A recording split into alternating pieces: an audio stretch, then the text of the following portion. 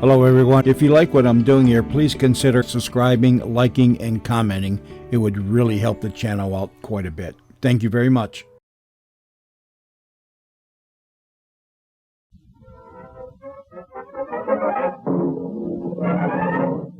We'd like to introduce you to Mr.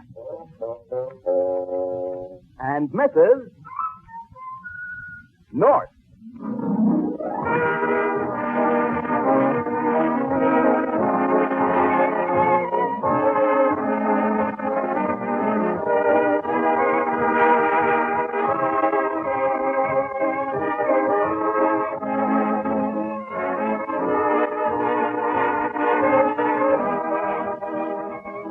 Good evening, ladies and gentlemen, and welcome to this new series of programs, which each week at this time will present America's most attractive young couple, Mr. and Mrs. North, starring Peggy Conklin in the role she created on the Broadway stage, with Carl Eastman as Mr. North.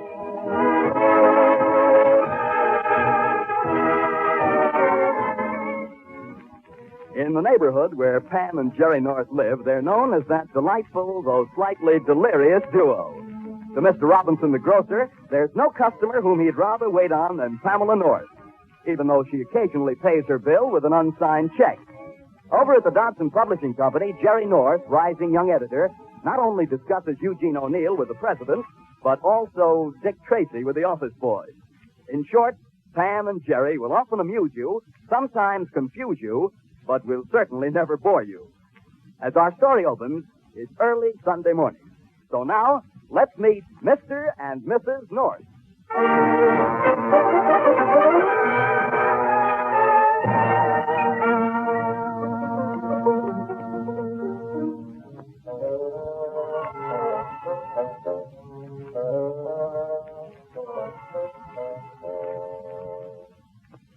Jerry. Dear. Jerry. Wake up. What's the matter?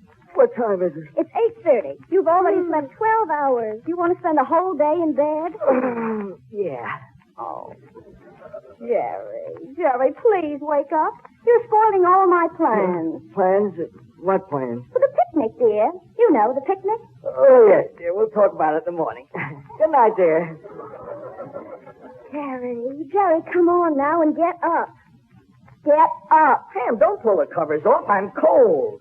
But it's warm, dear, for the picnic. It's a beautiful day out. How can I tell? Pull the shades up. Darling, the shades are up. Oh, Pam, go to bed. It's a horrible day. The worst day of the year. But it's going to be nice. I can tell. All right. Give me the phone. What are you going to do? Hello, operator. Give me the Weather Bureau. Isn't that silly, Jerry? I just finished telling Hello, you. Weather Bureau. What are you planning for today? Cloudy, followed by rain, and colder? Would you recommend a picnic? You wouldn't? Thanks very much. Jerry, that's perfectly ridiculous. You know they have a little man down there with rheumatism. And every time it hurts him, they say it's going to rain. Now hurry and take your shower, dear. I've got your gray suit all laid out in the dressing room. Darling, I'm not going to wear my best suit to a picnic, especially a rainy picnic. I'll just get my brown tweed, huh? Oh, not that old, ugly brown tweed. You don't seem to understand. The material was woven by hand. That suit comes from London. Yes, but we don't have as many fogs over here, dear, and people will see you in it. Now hurry, Jerry, come on. By the way, Dr. Livingston, who's making this trip with us? Well, I haven't invited anyone yet, but I thought I'd call Herb and Kate, the Flemings, and Charlie and Jean, and, oh, yes, darling, that French fellow, Pierre Dubois, he's charming. Charming. Well, that settles it. Count me out. Now, dear, it's so silly of you to get angry every time Pierre kisses my hand. Well, I don't mind him kissing your hand, but I do get so when he starts biting your nails. Jerry, you do love me, don't you? Yes, I suppose so. Well, say you do. All right, I love you. And I love you, too. Now, put on your gray suit, dear. I'm telling you right now, if Pierre Dubois I've goes... only invited him for your sake. He can gather wood and make the fire. And besides, he knows all about the birds and the flowers. Really? Do you think his mother should have told him?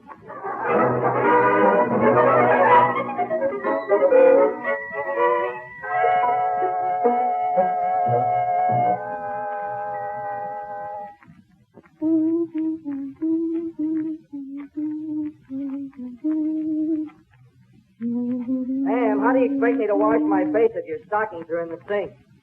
Well, take a hot tub, dear. Go soak yourself. I can't. Your girdle's in there. Just a minute, Jerry. Hello? Mr. Moscone? This is Mrs. North. Who are you talking to, dear? Mr. Moscone, the butcher. Hello, Mr. Moscone. I wonder whether you'd do me a big favor. Could you come over here right away? Pam, it's Sunday. I know, Jerry, I know. What's that? You will come over? Oh, Mr. Moscone, you're the nicest butcher. Oh, yes, you are. Bye. I think that's an imposition, Pam. Why should he come over here on Sunday? Well, that's all right, Jerry. He won't mind. I know. Wait a minute. What do you mean, you know?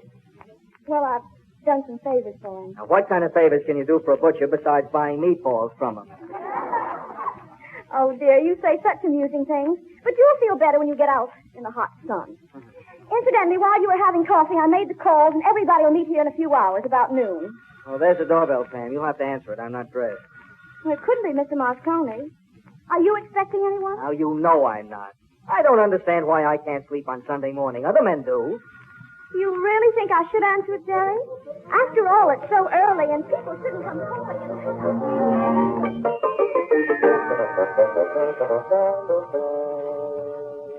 Well, I guess nobody's home, Ellen.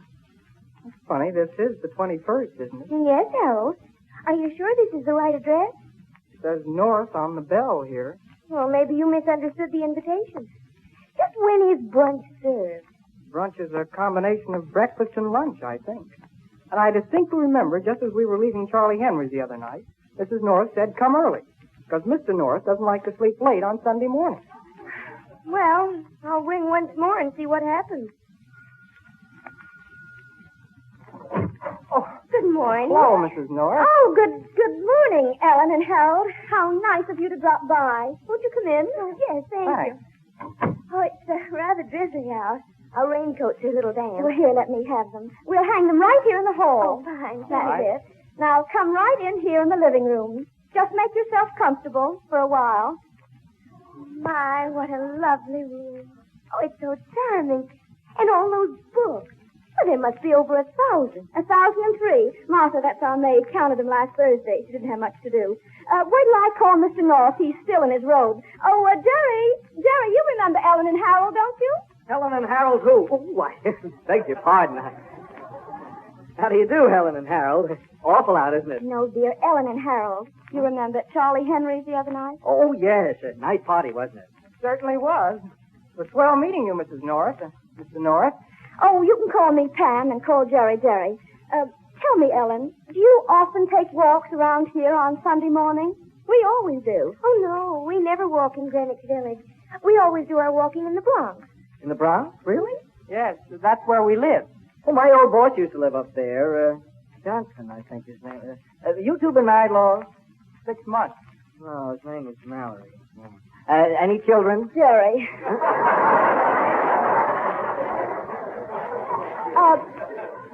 Don't you think you'd better go in and get dressed, dear? Our guests will be here soon. We're having guests, you know, Ellen. Why, yes, we sort of expected you would. Oh, did you? Well, dear, I'll go in and help you find your socks. Oh, you don't have to. They're in the top drawer of the dresser. Martha and I moved them yesterday. House cleaning. We vacuumed everything. You vacuum. Oh, the socks, yeah. Excuse us, will you, for a moment? Sure, of course. Just make yourself comfortable. There's some cigars and peanut brittle over there. Be right back. All right, Pam. What's the socks mystery about? Jerry, why did you invite those people here? Why did I? Now, listen, you figure out who they are and then get in touch with me. I'm going to get dressed. By the way, where is that brown tweed suit? Have you seen it? But I thought you invited them here. I don't Pam, know. didn't I wear that suit 2 weeks ago? I'm sure I put it in this closet. Funny. I knew their names and their faces. Now, who in the world is that? Well, that must be Mr. Moscone. Now, darling, you stay here and I'll take care of everything. Wait a minute, Pam. I haven't found that brown tweed. Dear, what a mess. Oh, hello, Harold and Ellen. Hello. Somebody at the door will be right back, and then we'll have a nice short talk. Good morning, Mrs. North. How's Oh, everything? come in, Miss Moscone. let's go into the living room. Shoes. I'd like to tell you, Mrs. Norris, How awfully nice of you to come over on Sunday. if you would do something for me, I'd do something for you. It works a half. 50-50. What you got? You see? Pardon me. This is Mr. and Mrs. Adams, Mr. Moscone. How do you do? How do you do? I'm pleased to meet you. This is Mrs. Norris. She's a wonderful woman, no? Yes. You know what she's do for me? Something that's so Oh, marvelous. that's all right, Mr. Moscone. Now, about this favor. Mrs. Norris. My wife would say. My kids would say. Most to tell you appreciate. Say, Pam, I can't find that brown suit. Now, where in the world is... Listen, Norris. Oh, hello, Mr. Moscone. Mr. Norris. I'm a try to tell you your wife a thank you. Thank you. What for? What a for? Because she's a giving me this brown sweetest suit.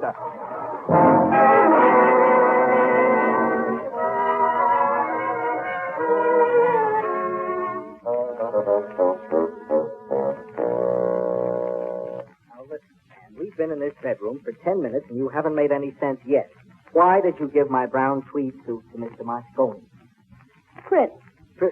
What is Prince? Prince who? Oh, dear, don't begin. You know I'm talking about the Airedale I used to have.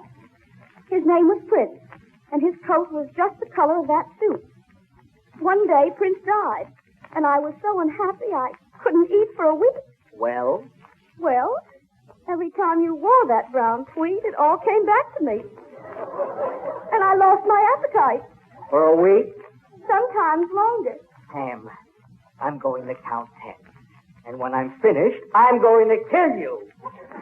Dear, you're so whimsical. But I'm glad it's settled once and for all. It bothered me a little. Well, let's go out and tell Mr. Moscone about the picnic steak, shall we? All right, Prince.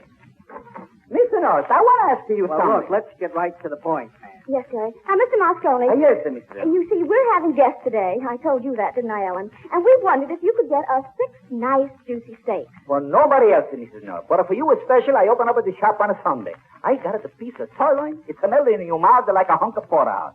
Why don't you give us the porterhouse? The sirloin is better. You wait here. I come back before you can say something. Like a Dominic. Gee, Mrs. Norris. Your butcher certainly is obliging. He should be. He's wearing my best suit. Oh, darling, let's not start that again. It might be your favorite suit, but you know how I hate it. We don't have that trouble. Harold's best suit is his only suit. Look here, Harold. You're not a communist, are you? No, I'm an architect. I design houses if somebody will let me design a house. Houses? Oh, Jerry, don't you want me to help you pick out your tie to match your socks? To match my... Here we go again. Excuse us, Harold and Ellen, just for a moment. Yes, just keep right on with that peanut brittle. You don't want to spoil our appetite. Well, smoke the cigars then. Well, I'm prepared for anything and hoping against the worst. What is it now? Something terrible. I forgot that I invited Harold and Ellen to brunch this morning. Oh, that's not so terrible. They can come to the picnic. Yes, I know, but you see, I also invited 8 other very nice people, including Mr. and Mrs. Willoughby. Mr. Willoughby? You mean that writer from Texas the firm's been trying to get under contract for the last 4 months? Oh, Pam, why did you do this? He hates people. He hates crowds. This is going to cost me the biggest contract of my career. Well, I thought that you could close the deal over a nice, quiet brunch.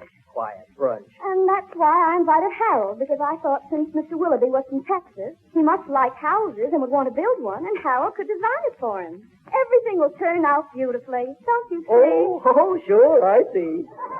Now, look, there's just one chance. We've got to call off that picnic mob right away. They're the ones I'm afraid of. Anybody who's crazy enough to go on a picnic today, I don't trust. All right, dear, you call them. Anyway, the picnic people would never mix with the brunch people. Look, you're taking this very lightly. Pam, just see if you can understand what I'm trying to tell you. Now, if anything happens and I lose that contract, I'll lose my job. Then we won't have any money, so there won't be any place to live. No roof over our heads, no clothes to wear. How would you like that? But, Jerry, that's what you've always wanted. What do you mean? No responsibilities.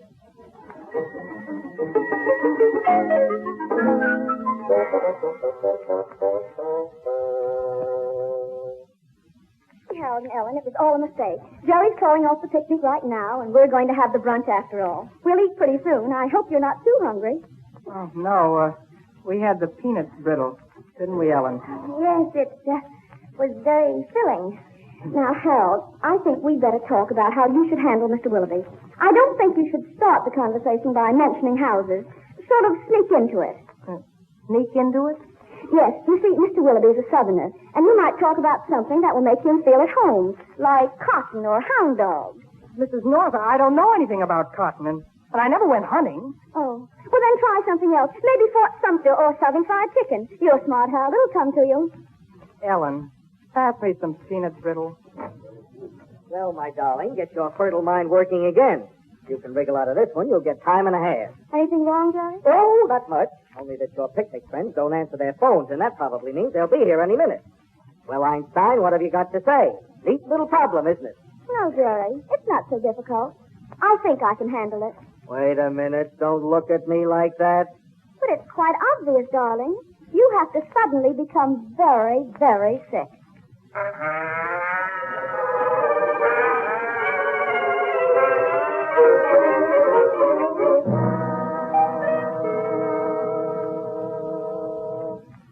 Now, Jerry, you have to lie quietly, or nobody will believe you're sick in bed. Stop squirming. Ellen, hand me that bandage, will you please? Here you are. Pam, at least tell me what's supposed to be wrong with you. No, I can't tell yet, dear, until I see how much bandage we have. Pam, in another minute, I'm going to explode. Jerry, keep that expression. Looks just like the mumps. Oh, Mom. Dear, I wonder who that is. Carol, you and Ellen had better come with me and wait in the kitchen. Now, Jerry, do something. Get a temperature. We'll be right back. Well, where is the kitchen, Pam? Right through that door there at the left. Now, hurry. Okay, Pam, you can go right ahead. We're in. Oh, fine. Oh, Pierre Dubois. Hello, Pierre. Mrs. North, bonjour, bonjour. It is wonderful to see you again. May I kiss the hand? Kiss my hand? I don't think so, Pierre. I've some new nail polish on it and it may not agree with you. Come right in. Wait. By the way, Pierre, have you noticed the weather out? Oh, oui, it is getting nastier. But you are always right, Pamela, and you say the weather will clear. So what difference does it make? Oh, I see.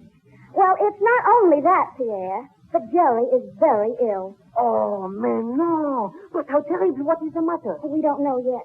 The specialist and the surgeon haven't arrived. But this must have happened since you telephoned. What are the symptoms? Well, he's shaking on one side like he has a temperature and shivering on the other side like he has a chill. Sacre bleu. What are you doing to relieve this? Temporarily hot and cold water bottles. Oh. But he must want his friends at this moment. I insist. I go to Oh, him. just a minute, Pierre. I better ask him first. I'll call into him. Oh, Jerry, can you hear me? Yes, Pam. Pierre Dubois would like to see you. Yes, go! All right, Pierre. The doctor will be here soon.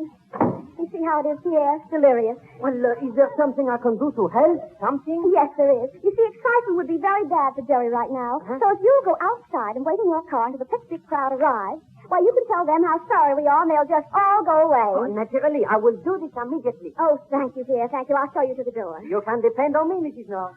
Oh, dear, I wonder who that is now. Wait a second, dear. Oh, Mr. Willoughby. How do you do, my dear? Of course you remember my wife, Mary Bell. Yes, of course. Nice to see you again, Mr. Willoughby. Won't you both come in? Oh, thank you. Thank you. Just let me have your things. I see it's still raining. Yes, indeed. Mighty hard. Oh, I beg your pardon. This is Mr. Pierre Dubois, Mr. and Mrs. Willoughby. Delighted, How I'm do you too. do, sir? It is most unfortunate that you have arrived at this time. What do you mean, sir? Unfortunate. Oh, it's nothing. That is... What do you mean, nothing? The condition of Mr. North, he is most terribly sick. He's shaking and quivering. Mrs. North. I'm afraid we've come at the wrong time. But if there's anything we can do... Mrs. Willoughby, there is. You can stay. Another woman can be such a comfort at a time like this. In that case, I will stay also. Oh, no, Pierre. No, you could... Well, you know, outside. Oh, mais oui, I remember. I will do this immediately. Au revoir, Mr. and Mrs. Willoughby. Au revoir. Won't you come into the living room? Sit down. Thank you. But, I rather feel, Mrs. North, that Mary Bell and I in the way. Oh, no, you're not. I may need some help if Jerry gets one of his attacks. And we're going to have brunch, too. Well, don't worry. We'll be glad to stay, my dear. Pam. Oh, Pam. Just a minute, Jerry. Excuse me, please. Oh, certainly. Yes, dear. Are you having a pain? What pain? Where did you put my sock? You see, the attack is starting again. What are you talking about, Pam? Just tell me where you hid my clothes. Oh, dear, it's getting worse. It's the cold weather. The cold weather? But the cold weather hasn't started yet. I know, but I guess he feels it coming. Excuse me just for a minute. I'll be right back. Certainly.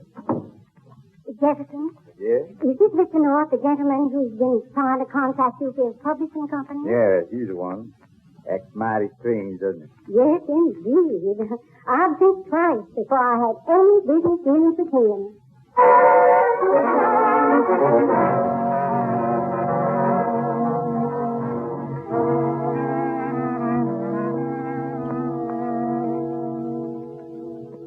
Well, as far as I can see, Pam, everything's swell if Pierre just heads off the picnic bunch and we carry right on with Willoughby. The only thing I don't like is you telling him I have fits. Well, you can always explain that, dear, or have one. Now, hurry and get dressed. I'll tell them you're all better. That'll fix things. Yeah, that'll fix things. Good. Oh, well, go on out there and confuse somebody. I'll come in as soon as I'm dressed. All right, dear. Well, Miss North, you look much brighter. Your husband all right? He certainly is, Mr. Willoughby. He's as good as new. Better. He made a rather quick recovery, didn't he, Miss North? Yes, it's that new drug Jerry takes, sulfur-singamicide. It does everything. Oh, that's the door. Excuse me, will you please? Certainly. Busy around here, isn't it? I'll be right back. Hello, Mrs. Ennis. I got a something for you. It's going to make your mouth to water all over the kitchen. Oh, that's wonderful. That's wonderful, Mr. Moscone. Here, I'll take them. Thank you so much. Wait a minute. We go inside. You look at them all. Let's go in the living room. Well, all right. Go right in. Okay, I want to tell you, Mrs. North, these are Oh, excuse me. You got a company. Yes. Mr. and Mrs. Willoughby, I'd like to have you meet a friend of mine, Mr. Moscone. He's an expert on food, especially meat. Why, is that so? Well, I'm very happy to know you, sir. Matter of fact, I'm preparing a book right now about food. Almost finished. I call it Cooking for Men Only. Why, Mr. Willoughby, I thought you wrote serious books about cowboys and cattle. Yes, he does, Miss North. But this book of recipes has been Jefferson's hobby for many years. He only needs a few more to complete the manuscript. And I might tell you he's insane on the subject. This is most exciting, Mr. Moscone. Meeting a gourmet like you. Say, I've been looking for something for 10 years. Maybe you've got it. A great recipe for a steak sauce. Take it, son. I got it the best. You like it to taste? Well, I wondered if I could have it for my book, if you don't mind. Sure. These recipes are great. I only give it to people I like. Either hand it down from my great-grandfather to my grandfather to my father to me. But I don't hand it to my son. He's the biggest crook. Wait till I put these steak in the kitchen. Then I give you the steak recipe. Come on, Mrs. North. We'll be right back, Mr. Willoughby. Isn't that nice about the recipe? Sure is. Jefferson, Yeah? something's puzzling me. Do you think this Miss Moscone is a tradesman? Why, that's absurd.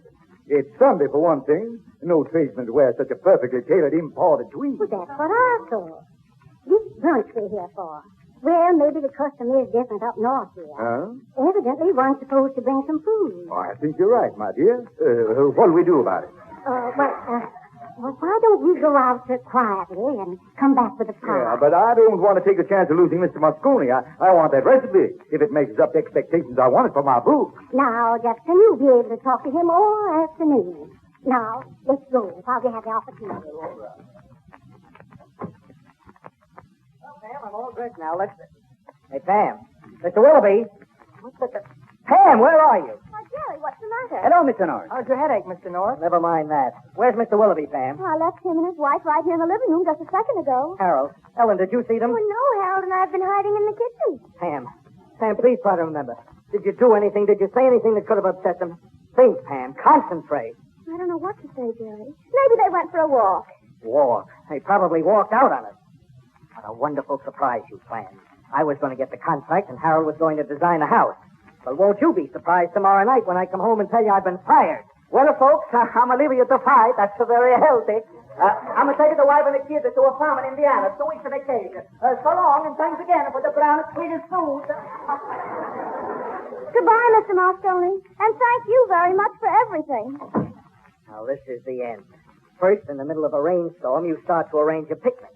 Then you have to call off the picnic because you arranged the brunch. You give away my best suit, you drag Ellen and Harold down here from the Bronx, and finally I lose the best writer I ever hoped to get. Pam, I don't know why I married you.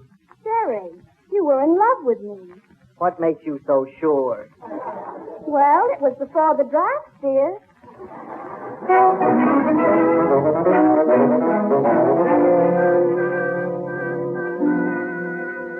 Well, they've been gone for over 15 minutes.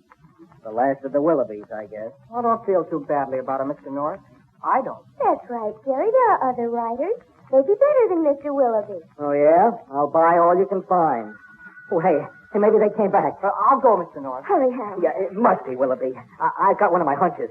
Oh, Pamela, I've been sitting in the car for half an Oh, hour. it's you, Tom Hunt. Jerry, you are all better. Oh, my friend, this is wonderful, merveilleux. That's pretty good. What's the trouble, Pierre? Something happened outside? Oh, but no, that is the trouble. Nothing at all happened. But now that you have recovered, Jerry, we can go on the picnic, yes? Yeah, you said it. Look, yeah, you go and wait in the car, see? When that gang comes, bring them up in a body. Sure, we'll go on a picnic. Of course, we'll go out in the rain. What do we care? Come on, Pierre. I'll take you to the door. Jerry, are you sure you're feeling all right? Oh, Jerry, my friend, I'm very glad to see you so happy. We'll have some fun, yes? Yes, I'll say we will. Pierre. Pierre, who do you see coming up the front steps? Why, your friends, Monsieur and Madame Willoughby. Well, Mr. and Mrs. Willoughby, what happened to you? We thought you'd left. Oh, no, Mr. North, but why aren't you in bed, sir? We thought you were seriously ill. Why, I never felt better. Just recovered. It was miraculous. Pierre, forget what I just told you. Do what Pam told you in the first place. Yeah, but why is this? I go, but I don't understand. I'm confused, but I go. Yeah, I'll leave the door unlocked. When it's all over, you come back, Pierre. Come right in, won't you? Thanks. Let's go right into the living room again. I want you to be very comfortable. Oh, we're very pleased to see you're out of bed, Mr. North, and fully recovered from your fit. Oh, there you are, Mrs. North. We're awfully glad you returned, Mr. Willoughby. Awfully glad. Well, my child, in honor of your brunch and to show our appreciation for your hospitality, we wanted to accept this little pie. Why, Mr. Willoughby, isn't that sweet? Nothing. Oh, thank you both so much. Oh, by the way, here are two more friends of ours you haven't met, Ellen and Harold Adams. How do you do? Harold is a wonderful architect, designs houses, you know. You do need a new house in Texas, don't you, Mr. Willoughby? Well, frankly, we are going to build a new estate, but I'm surprised. I thought Mrs. Willoughby and I were the only ones who knew that. For me. But I'll talk to you about that later on in the day, young man. Oh, that'll be swell, Mr. Willoughby. Swell. Well, now, Mr. North, I've got some news for you. Yes? In return for that marvelous service you did for me today, I talked it over with my wife, and I decided to let your company handle my publishing exclusively. Really? Well, I don't know how to thank you, but what's the service I did for you? Why, it was through you all I met your friend, Mr. Moscone. Now, if you'll bring him out, I'll take down that recipe. I want to test it out right away. It might be just what I've been looking for so many years. Mr. Willoughby, do you have to have it right now? I can't wait. This little book of mine's going to the printers in 2 days. Where is Miss Moscone? Well, he left, and he won't be back for 2 weeks. What? Well, can't you catch him? Well, where did he go? Went to a farm in Indiana. That's all he told me. He told you? Do you mean to stand there and tell me you let him get away? I never heard of a thing like that in my life. Mr. Willoughby, we didn't know you wanted the recipe right away. If you'd spend less time having fits and pay more attention to human welfare in general, you know those things. I know, but Come on, Maribel. I don't think these people are my friends. Wait a minute, Mr. Willoughby. Well? Oh, I just remembered. I've got the recipe. Mr. Moscone once gave it to me as a special favor, and I... Oh, the only thing is, What? I can't remember where I put it. Oh, Pam, can't you find it someplace? Look, don't you have any idea where it is? No, I haven't the faintest idea. Well, that settles it. I've never heard of such a crazy household in all my born days. Come on, Maribel. Let's get out of here. Jerry, listen, everybody's arrived downstairs, and they insist you have this picnic. Oh, Pierre, go away. Go away, but they're all waiting. Herb says we haven't much time. Oh, wait a second. Herb, thyme, herb, darling, that's where it is, the recipe. In my herb book under thyme, spices. I've got it right here on the shelf. But this is no time to talk of recipes. Are we going on this picnic or not? They're waiting. Well, I don't know, Pierre. Mr. Willoughby doesn't like crowds. Nonsense. I want to try this recipe right away on one of Mr. Moscone's steaks. We love picnics, don't we, Maribel? Yes, Jefferson, I think we love it. Mr. Willoughby, here it is, the recipe. And I've got all the ingredients right here in the house. And if you don't think it's the best steak sauce you ever tasted, why, well, you will. Well, then everything is settled, and we will have a wonderful time. Yes? No? And, darling, Yes. look out the window. The sun is shining. I told you it would be a beautiful day. Remember? Yes, I remember. Look, you all go down to the cars. I'll be along in just a minute. There's something I have to do. Well, hurry up now. Don't take too long. No, I'll see you in a minute.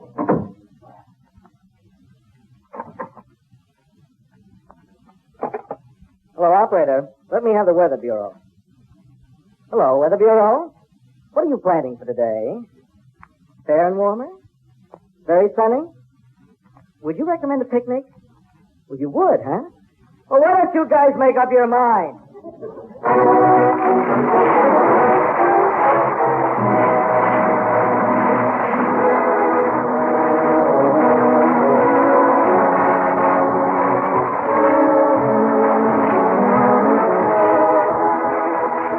Be sure to tune in next week at the same time for another visit with Mr. and Mrs. North, starring Peggy Conklin.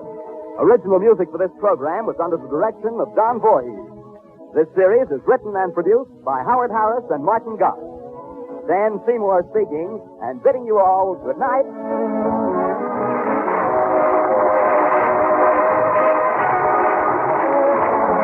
is the Columbia Broadcasting System.